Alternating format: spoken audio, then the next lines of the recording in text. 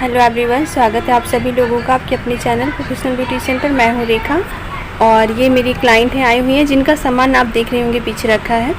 और इनकी लगभग एज होगी 50 के आसपास होने वाली होगी या हो गई होगी, लगभग इसी के आसपास है मुझे जो लगता है। तो इनकी आईब्रो आप देख रही होंगी काफ़ी ज़्यादा नीचे झुकी हुई है, थोड़ा सा एज की वजह से, वो थोड़ा सा किसी की बनावट भी होती है कि काफ़ी झुकी हुई होती है। तो अब ऐसी आईब्रो को हम कैसे बनाएं कि बिल्कुल ये नेचुरल लगे, बिल्कुल अपनी सेप साइज की तरह लगे, ऐसा ना लगे कि ये झुकी हुई आईब्रो है। बिल्कुल ऐसा भी ना हो कि हम इसे पतला कर दें, क्योंकि इतनी एज में तो हमें मोटी ही आईब्रो रखनी चाहिए, नेचुरल।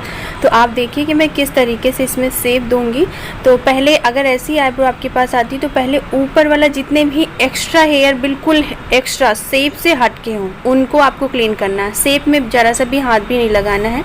फिर आपको नीचे टाइट पकड़वाना है और जहाँ पे झुकी है वहाँ पे ज़्यादा आपको टाइट पकड़वाना है और नीचे से शेप देना स्टार्ट करना है। और धीरे धीरे नीचे से आपको शेप को ऊपर, मतलब नीचे के बाल निकालते हुए ऊपर आईब्रो को लेके जाना है, ठीक है।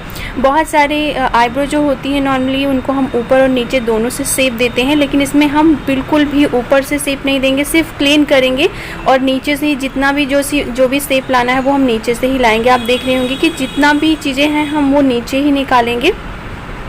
और ये भी साथ में ध्यान रखना है कि इनकी आईब्रो पतली ना हो पाए, क्योंकि एज के हिसाब से। और एक चीज़ और आप लोगों को बता दूं, क्योंकि आप लोग बाद में बोलेंगे कि पतला कर दी, जो आईब्रो की लास्ट है, एंडिंग है, वो पतला है, ठीक है। बनावट ही ऐसी है कि ऊपर जाके फिर नीचे बहुत पतला है, तो उसको हम एक बैलेंस में रखेंगे, पतला भी नहीं बहुत दिखाएंगे। लेकिन हमारा सबसे मेन जो इस आईब्रो को करने का है, आप लोगों को बताने का है, वो ये है कि झुकी हुई आईब्रो को हमेशा नीचे से आपको शेप देना, जितना भी हो सके आप नीचे से बाल को निकालिए, ऊपर से बिल्कुल भी मत निकालिए, ठीक है।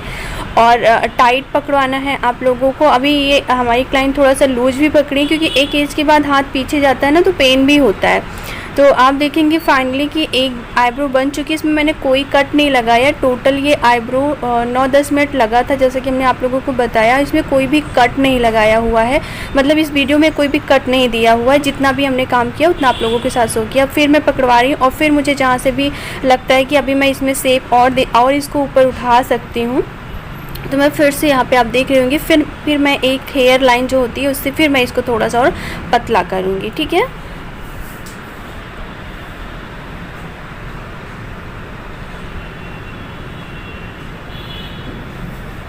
तो इस तरीके से आप थोड़े थोड़े एक लाइन, जब भी आपको आईब्रो को पतली करनी हो तो एक लाइन लेकर चलें, पहले आप बना लें, फिर आप देखें कि अभी अगर एक्स्ट्रा लग रहा हो तो फिर से आप एक लाइन हेयर उठाते हो ये फिर से करिए। और आप दोनों में अंतर देखेंगे, इसलिए मैंने पिंकी जी रिकॉर्ड कर रही थी तो उनसे मैंने बोला था कि अंतर आपको दिखाना है दोनों में। और अभी आप बनने के बाद आप देख रहे हो कि बहुत ज़्यादा अंतर है। और ऐसी आईब्रो बनाने में मुझे बहुत अच्छा लगता है, मतलब वाकई लगता है कि हाँ, आईब्रो हमारे फेस और हम लोगों की जो इम्पोर्टेंस होती है वो समझ में आती है कि हाँ, वाकई हम लोग अच्छा काम कर रहे हैं, बहुत अच्छा कर रहे हैं। और उम्मीद करेंगे कि ये वीडियो आप लोगों को पसंद आई, और जितना हो सके उतना शेयर करिएगा, ताकि जो बहुत सारी बहनें नहीं करवाती हैं वो भी देखें, तो उन्हें पता चले कि हाँ जो है सच में ये चीज़ें होता है। और आपके सामने ऐसा नहीं कि मेकअप से ही चीज़ें अच्छी की जा सकती हैं, मेकअप के अलावा भी बहुत सारी चीज़ें होती हैं जिससे आप नेचुरल तरीके से सुंदर लग सकती हैं। तो आप देख सकते हैं कि कितना फेस इन्हेंस हुआ है, कितना उभर कर आया हुआ है। और आईब्रो में आप देख सकते हैं दोनों में कितना अंतर आपको दिखाई दे रहा होगा, बहुत ज़्यादा है। मैं खुद भी कभी कभी खुद भी एकदम आश्चर्यचकित हो जाती हूँ कि क्या वाकई इतना अंतर आ सकता है। पर मैंने ऐसे आईब्रो में हमेशा मैं कुछ अलग करने की कोशिश करती हूँ और अपना काम अपना 100% देती भी हूँ। तो यहाँ पे नेचुरल तरीके से अब आपको यहाँ पे लग नहीं रहा होगा कि बहुत ज़्यादा इन्होंने आईब्रो में शेप देकर बहुत ज़्यादा चेंज करवाया हुआ है, जबकि इधर साइड में देखेंगे तभी लगेगा, बाकी वैसे देखेंगे तो लगेगा नहीं। ऐसा भी नहीं लग रहा है कि इन्होंने आईब्रो करवाई है, बहुत पतली करवाई है, तब ये पतली भी नहीं आईब्रो हुई है, नेचुरल तरीके से ही हुई है आईब्रो।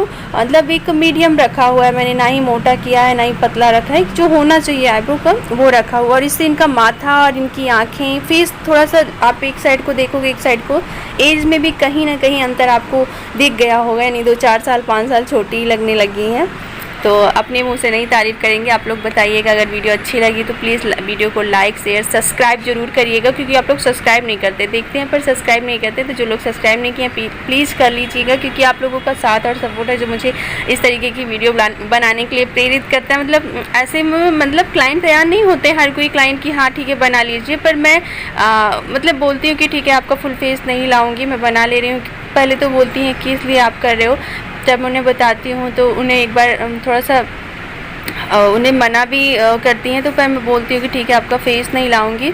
तो प्लीज़ आप लोग ऐसे सेफ सुरक्षित जगह किसी भी वीडियो को शेयर करा करिए, ताकि किसी भी मतलब वैसे कोई प्रॉब्लम नहीं होती, पर काफ़ी लोगों को लगता है नहीं मेरी वीडियो ना बने। तो मैंने यहाँ पे काफ़ी कोशिश की है कि इनका फेस ना दिखाऊं, पर कोई प्रॉब्लम नहीं है। ऐसा इनको भी कोई ऐसा कोई प्रॉब्लम था नहीं इनको, पर बहुत सारे क्लाइंट ऐसे होते हैं जो मना करते हैं। तो बाकी इसमें कोई दिक्कत नहीं है, ऐसी कोई ऐसी चीज़ें नहीं दिखा रही हूँ, सिर्फ आईब्रो सिंपल सी सभी लोग कराते हैं। तो यहाँ पे भी आप देख रहे हैं सेम वही प्रोसेस हमने इस वाले साइड भी किया है, तो आप लोगों को दोनों उसी तरीके से करना है। और जो है भी मेरी 2 दिन पहले एक मेरी स्टूडेंट ने जो है मुझे कमेंट किया था कि दोनों आईब्रो एक बराबर कैसे बनाए। तो अगर आपको नहीं समझ में आ रहा है तो एक आईब्रो से दूसरी आईब्रो के सामने थ्रेड को रख लीजिए, एक बीच से रख लीजिए और देखिए दोनों ऊपर नीचे मत करिए, एक बराबर करके देखिए, आपको खुद ही समझ में आएगा। बहुत सिंपल सा है, 1-2 वीडियो में हमने बताया भी है, पर उस टाइम मुझे ये याद नहीं था। अभी हमने आवाज़ देते वक्त मुझे याद आया तो मैं बता रही हूँ आप लोगों के साथ। और रूपा ने भी पूछा था कि जो है मैम अभी लॉकडाउन चल रहा है तो कैसे गले में फंसा के मतलब रूपा ने पूछा लॉकडाउन की वजह से सेफ्टी अपनी और क्लाइंट की, तो इसके ऊपर वीडियो बनाया है। पर एक वीडियो मैं नेक्स्ट वीडियो में कोशिश करूँगी कि मैं आपको उसमें बता दूँ। ठीक है, आज थोड़ा टाइम नहीं है और गर्मी की वजह से मैं तैयार नहीं हूँ कि आप लोगों के सामने मैं पेश हूँ। तैयार होने का बहुत ऐसा कुछ नहीं होता है, मतलब बाल वगैरह झाड़िए अच्छे से, थोड़ा सा मेंटेन हुई, कल लिप कलर वगैरह लगाई, जबकि मैं रेगुलर लिप कलर नहीं लगाती हूँ, बिल्कुल सिंपल रखती हूँ। तो फिर जब वीडियो शूट करनी होती है तो लगानी पड़ती है, क्योंकि कैमरे में अच्छा नहीं लगता है।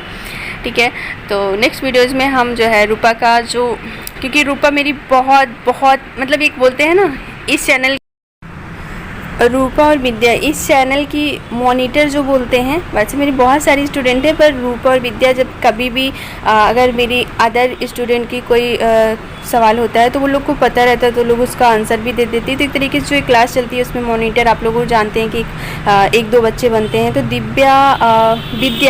विद्या और रूपा हैं जो मतलब उस चीज़ को हैंडल कर लेती हैं, तो ये बहुत अच्छा लगता है। तो आप दोनों लोग का और मेरी और सभी स्टूडेंट का जो मुझे मोटिवेट करते हैं उन सभी लोगों का बहुत बहुत धन्यवाद।